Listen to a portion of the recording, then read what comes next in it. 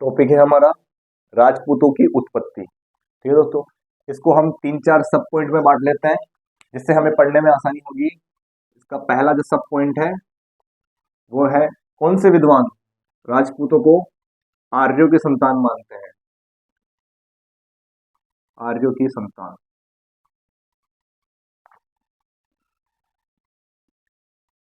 कौन से विद्वान राजपूतों की उत्पत्ति अग्निकुंड से मानते हैं, जिसे अग्निकुंड का सिद्धांत कहते हैं?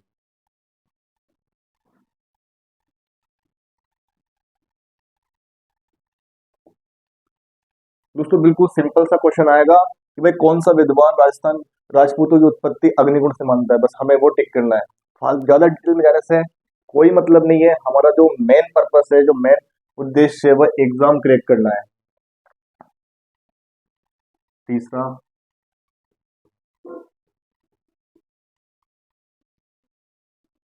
ब्राह्मणों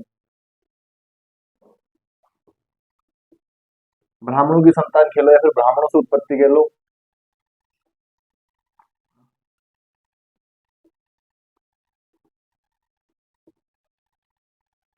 सूर्यवंशी या चंद्रवंशी, और सबसे आखिरी में है विदेशी।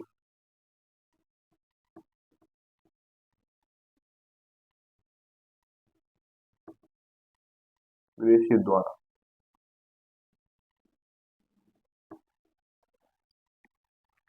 ये जो चार पांच सब पॉइंट है दोस्तों, इनसे रिलेटेड क्वेश्चन बनेंगे कि कौन सा विद्वान है, कौन सा इतिहासकार राजपूतों की उत्पत्ति विदेशों से विदेशी लोगों से मानता है, कौन सा इतिहासकार राजपूतों को सूर्यवंशी या चंद्रवंशी मानता है, कौन सा इतिहासकार राजपूतों की उत्पत्ति ब्राह्मणों से मानता है, कौन सा अग्निकुंड से मानता है, और कौन सा आर्य की संतान से मानता है।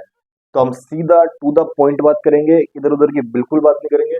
सबसे पहले जो हमारा पॉइंट आता है वो है आर्य की संतान। देखिए दोस्तों, सिर्फ दो इतिहासकार ऐसे हैं जो राजपूतों को आर्यों की संतान बताते हैं। पहला, डॉक्टर गौरी शंकर हीरानंद, चंद भी कह दो, हीरा चंद या हीरानंद दोनों नाम मिलते हैं, ओझा।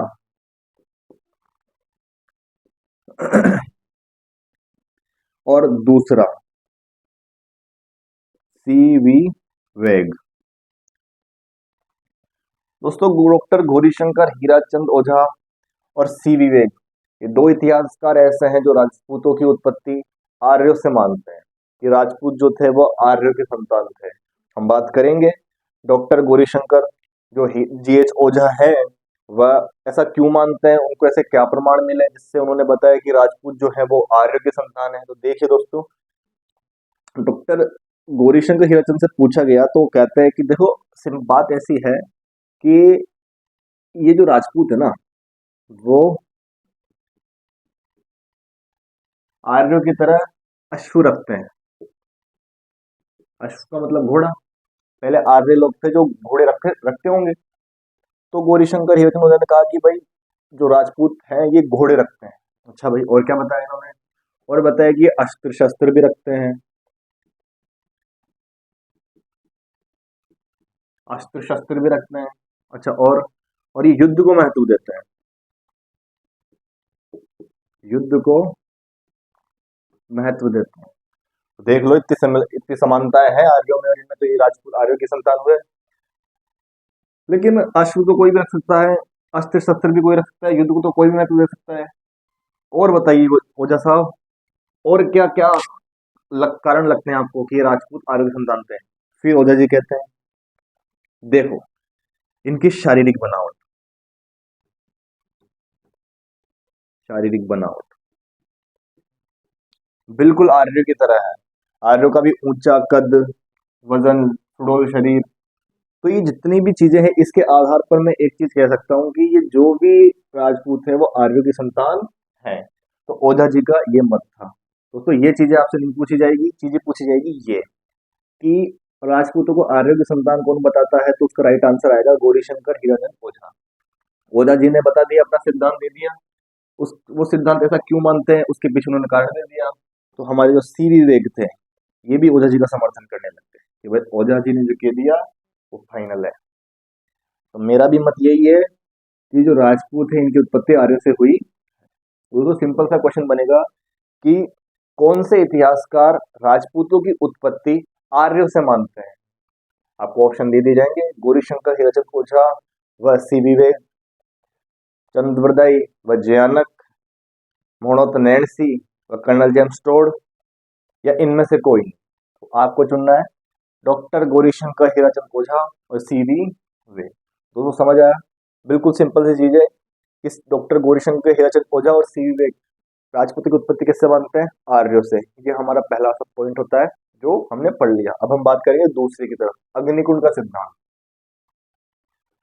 अग्निकुंड का सिद्धांत जो था ये चंद्रवरदाई द्वारा दिया गया था।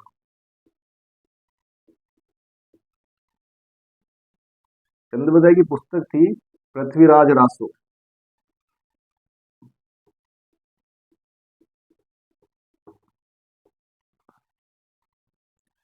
तो चंद्रवरदाई पृथ्वीराज रासो में कहता है कि राजपूत जो थे ना, इनकी उत्पत्ति अग्निकुंड से हुई थी। आसपास के लोगों ने बोला कि अग्निकुंड से, समझ नहीं आया हमको। तो चंद्रभाई बोलते देखो समझाता हूँ मैं।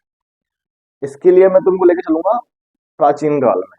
आसपास के लोग बोले ठीक है चलो, लेके चलो। क्या होता है दोस्तों, चंद्रवरदाई फिर अपनी कथा सुनाते हैं कि पहले क्या होता था, जो ऋषि यज्ञ करते थे ना, तो राक्षस प्रवृत्ति के लोग उस यज्ञ को भंग कर दिया करते थे। अच्छा भाई चंद्रवरदाई कैसे भंग करते थे? तो उसमें हड्डियां डाल करके या उसमें मांस डाल करके, इस प्रकार से यज्ञ पूर्ण नहीं होने देते थे। इन सभी चीजों से भाई सारे ऋषि जो थे परेशान हो गए। सभी ऋषियों ने एक मंडली बनाई और वो चले गए ऋषि वशिष्ठ जी के पास में। और ऋषि वशिष्ठ जी को सारी बात बता देगी। तो वशिष्ठ की बात ऐसी है कि हम यज्ञ कर रहे हैं और ये तुरग है जो क्या कहते हैं हमारे यज्ञ को भंग कर रहा है, आप कुछ कीजिए। ऋषि वशिष्ठ हो गए गुस्सा, ठीक है।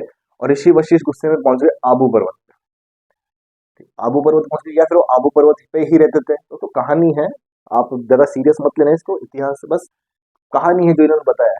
आबू पर्वत पर ऋषि वशिष्ठ के द्वारा एक यज्ञ किया जाता है और उस यज्ञ से ऋषि वशिष्ठ 4 राजपूत जातियों की उत्पत्ति करते हैं।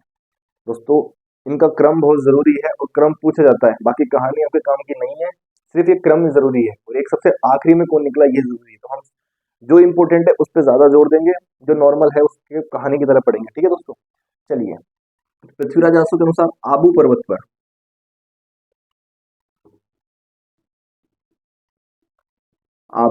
पर ऋषि वशिष्ठ के द्वारा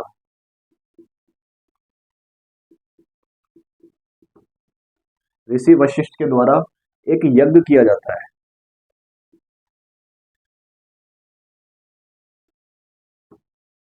और इस यज्ञ से 4 राजपूत जातियों की वो उत्पत्ति करते हैं। पहले नंबर पे आते हैं प्रतिहा, दूसरे नंबर पे आते हैं परमार,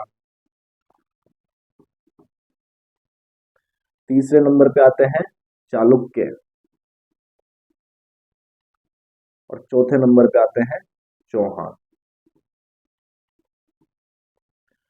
एग्जामिनर या तो आपसे इसका क्रम पूछ लेगा या सबसे आखिरी में कौन निकला ये पूछ लेगा। बाकी इससे ज्यादा क्वेश्चन नहीं बनते, पर ये जरूरी है दोस्तों। बाकी जो कहानी है वो इतनी ज्यादा इंपॉर्टेंट नहीं है। बस ये कि अग्निकुंड का सिद्धांत दिया किसने था? चंद्रवरदाई ने। कौन से ग्रंथ में दिया है खुद की? तो वो है पृथ्वीराज रासो। अब जो पृथ्वीराज में लिखा हुआ क्या है, आओ पर्वत पर ऋषि वशिष्ठ यज्ञ करते हैं, यज्ञ में से 4 राजपूतों की उत्पत्ति करते हैं, प्रतिहार, परमार, चौहान और चालुक्य। प्रतिहार, परमार, चौहान और चालुक्य। सबसे अंत में कौन आता है? तो चौहान। ठीक है, समझिए दोस्तों। अग्निकुंड से इनकी उत्पत्ति हो रही है, इस कारण से ये सभी क्या खुद को क्या समझते हैं कि हम क्या है? अग्निवंशी।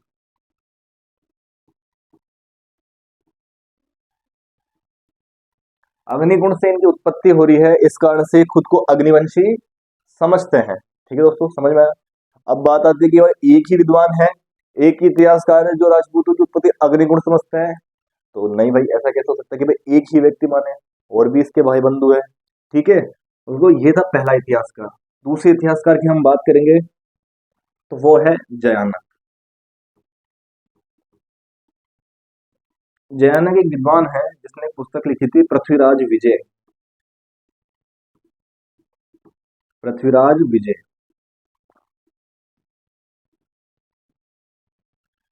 जैनक ने पुस्तक लिखी पृथ्वीराज विजय, और पृथ्वीराज विजय में जैनक बोलता है कि वे राजपूत जो थे ना वो अग्निकुंड से उत्पत्ति हुई थी राजपूतों की।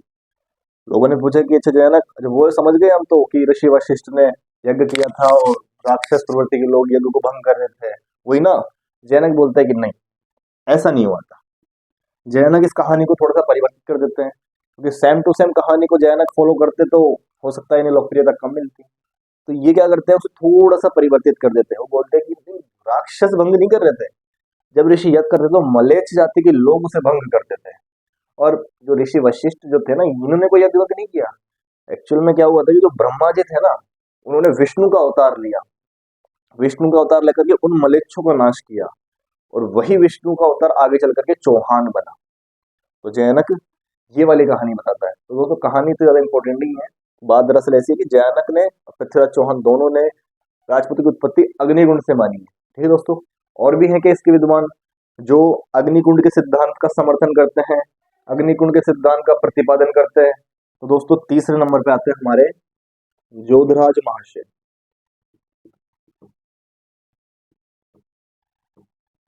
जोधराज महाशय ने एक पुस्तक लिखी जिसका नाम था हम्मीर रासो।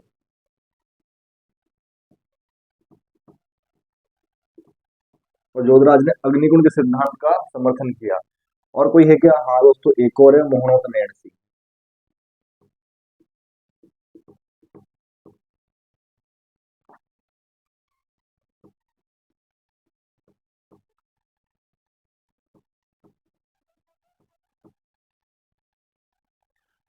तो ये चार विद्वान ऐसे हैं जो राजपूतों की उत्पत्ति अग्निकुंड से मानते हैं। हमारा सीधा सा क्वेश्चन बनेगा कि कौन सा विद्वान राजपूतों की उत्पत्ति अग्निकुंड से मानता है? चंद्रवरदाई, जयानक, जोधराज, मोहनोत नैणसी। इन चारों में से किसी एक का नाम हटा करके नाम दे देगा कोई दूसरा। तो चंद्रवरदाई, जयानक, जोधराज और सी विवेक। और क्वेश्चन बन जाएगा कि राजपूतों की उत्पत्ति अग्निकुंड से नहीं मानता वह विद्वान कौन सा है? तो दोस्तों उसका राइट आंसर होगा सी विवेक। क्योंकि सी विवेक कौन सा मानता है? आर्यों की संतान मानता है। दोस्तों आपको समझ आ रहा है मैं क्या समझाना चाहता हूँ? राजपूतों की उत्पत्ति आर्य से कौन मानता है? जीएच ओझा और सी विवेक। जीएच ओझा क्यों मानते हैं भाई? जीएच ओझा बोलते हैं कि जो राजपूत थे ये अश्व रखते हैं, अस्त्र शस्त्र रखते हैं और युद्ध को महत्व देते हैं। अच्छा, और क्या क्या समानताएं हैं इनके अंदर? तो जीएच ओझा बोलते हैं कि इनकी शारीरिक बनावट भी उनकी जैसी है, लंबी चौड़ी कदकाठी। ठीक है, तो ये दो व्यक्ति और सी विवेक इनके समर्थन करते हैं। दोनों के दोनों राजपूतों को आर्यों की संतान समझते हैं।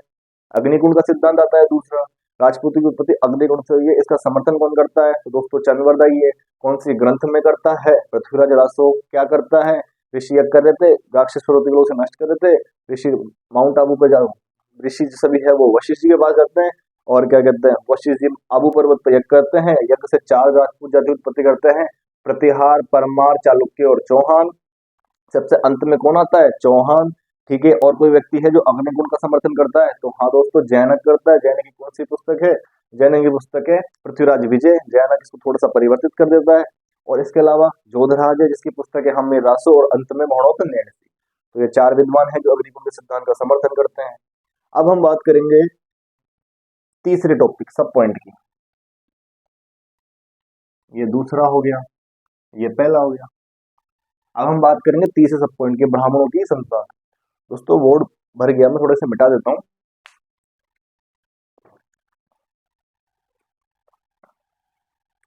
ब्राह्मणों की संतान कौन कौन से विद्वान जो राजपूतों को ब्राह्मणों की संतान बताते हैं?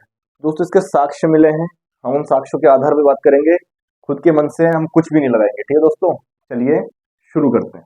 सबसे पहला जिसका साक्ष्य है वह है बिजोलिया शिलालेख।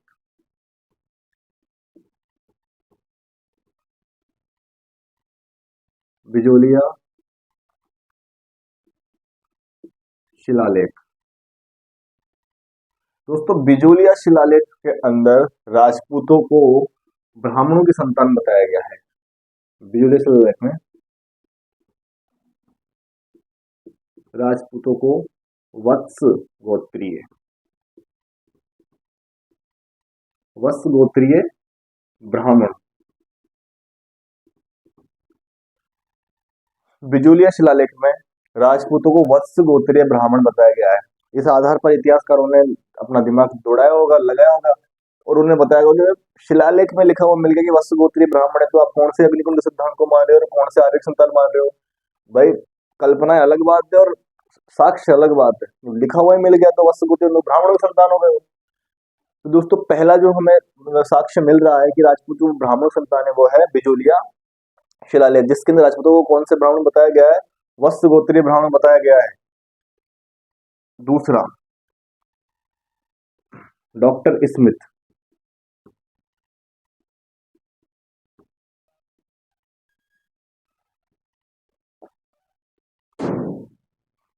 डॉक्टर स्मिथ नहीं दोस्तों, डॉक्टर भंडारकर।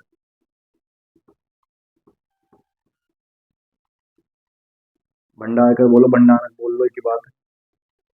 डॉक्टर भंडारकर कहते हैं कि चलो लोगों ने बोला कि नहीं नहीं ऐसा कुछ भी नहीं है और कोई बात हो सकती है, पर ब्राह्मण कैसे हो सकते हैं? भंडारकर ने बोला, बिजोलिया शिलालेख को प्रमाणित करते हुए भंडारकर बोलते हैं कि देखो,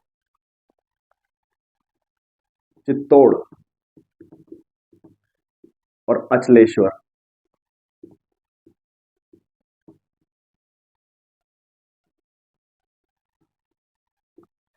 चित्तौड़ अचलेश्वर से दोस्तों अभिलेख मिले हैं, और इस अभिलेख के अंदर जो गुहिल थे, चित्तौड़ के अंदर, मेवाड़ के अंदर गुहिल और सिसोदिया वंश का ही राज था। गुहिल हो गए और सिसोदिया,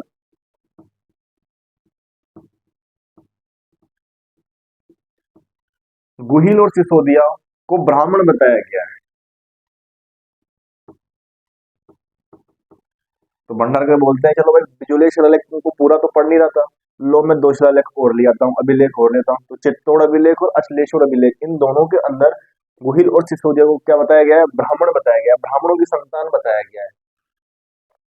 फिर उसके बाद में लोगों ने बोला नहीं नहीं हम नहीं मानते हैं, तो कुछ भी लिखवाया जा सकता है, सत्य थोड़ी ना है। फिर तीसरे विद्वान आते हैं,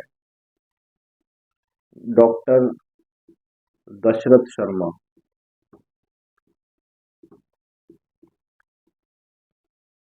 दशरथ शर्मा अलग ही अपना वो देते हैं। दशरथ शर्मा परमाणु को ब्राह्मण बताते हैं।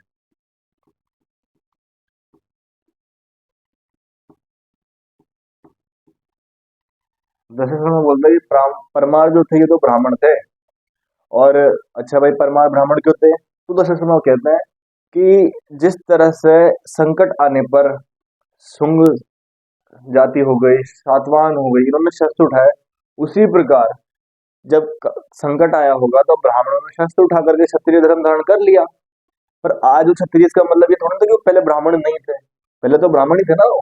कभी परिस्थितियां बिगड़ जाती है और उन्होंने शस्त्र उठा लिया। इस कारण दशरथ शर्मा कहते हैं कि भाई जो परमार थे तो ब्राह्मण थे। और दोस्तों ये मुख्य तो तीन चीजें हमें ध्यान रखनी है। हालांकि और भी साक्ष्य मिलते हैं, और भी बहुत सारे प्रमाण मिलते हैं जो कौन से राजा को ब्राह्मण बताते हैं, कौन से राजा को ब्राह्मण नहीं बताते हैं, ये चलता रहता है। पर हमें जो तीन चीजें याद रखनी हुई, कौन से शिलालेख के अंदर राजपूतों को वस्त्र गोत्रीय ब्राह्मण बताया गया है? बिजोलिया शिलालेख के अंदर। डॉक्टर भंडारकर चित्तौड़ अभिलेख और अचलेश्वर अभिलेख के अंदर क्या बोलते हैं कि गोहिल और सिसोदिया क्या थे? ब्राह्मण थे। डॉक्टर दशरथ शर्मा जो किनको बताते हैं? परमाणु को क्या बताते हैं? ब्राह्मण बताते हैं। और इसके पीछे क्या तर्क देते हैं कि भाई जरूरत पड़ने पर जब शुंग, सातवाहन, चंदेल जातियों ने शस्त्र उठा लिए, उसी प्रकार संकट आने पर ब्राह्मणों ने शस्त्र उठा करके क्षत्रिय धर्म को धारण कर लिया। ठीक है दोस्तों, हम एक बार रिवीजन कर लेते हैं वापस से कि हमने क्या क्या पढ़ा था। हमने सबसे पहले पढ़ा राजपूतों की जो आर्य की संतान कौन कौन मानते हैं। तो पहले थे डॉक्टर गौरीशंकर हिराचंद ओझा, जिसका समर्थन करते हैं सीवी विवेक। ये ओझा क्यों मानते हैं? ओझा बोलते हैं कि अस्त्र रखते हैं, अस्त्र शस्त्र रखते हैं और युद्ध को महत्व देते हैं। बाकी इनकी शारीरिक बनावट वैसी है, कद काठी सब उनकी तरह ही है। अग्निकुंड का सिद्धांत कौन कौन करते हैं? चंद्रबरदाई करता है। कौन सी पुस्तक में करता है? पृथ्वीराज रासो में करता है। इसके अलावा कोई और है जो अग्निकुंड के सिद्धांत का समर्थन करता है? तो दोस्तों जयानक है। जयानक की पुस्तक कौन सी है? पृथ्वीराज विजय। और कौन है? जोधराज। पुस्तक कौन सी? जोधराज की हम्मीर दासो। और कौन है? मोड़क नयन सिंह। इसके बाद हमने बात की ब्राह्मणों की उत्पत्ति संस्थान। कौन कौन से अभिलेख हमें बताते हैं कि राजपूतों की उत्पत्ति ब्राह्मणों से हुई? तो बिजोलिया शिलालेख सबसे प्रथम नंबर पे आता है। बिजोलिया शिलालेख में क्या बताया गया है कि राजपूतों को किसके संबंध में? वस्त्र गोत्रीय ब्राह्मण बताया गया है। इसके अलावा जो डॉक्टर भंडारकर थे वो क्या कहते हैं कि भाई चित्तौड़ और अश्लेषर अभिलेख के अंदर गोहिल और सिसोदिया को तो ब्राह्मण के संतान बताया गया है। इसके अलावा डॉक्टर दशरथ शर्मा क्या कहते हैं कि भाई परमार तो ब्राह्मण थे। तो ब्राह्मण क्यों थे? जिस तरह से संकट आने पर चौहा, चंदेल, शुंग, सातवाहन जाति ने शस्त्र उठाया, उसी प्रकार से ब्राह्मणों ने भी शस्त्र उठा लिए और क्षत्रिय धर्म धारण कर लिया। दोस्तों हमने पढ़ा ये चीजें, सूर्यवंशी, चंद्रवंशी और विदेशी, ये दो दोस्तों हम पढ़ेंगे नेक्स्ट वीडियो में। तब तक सभी को जय हिंद, जय भारत।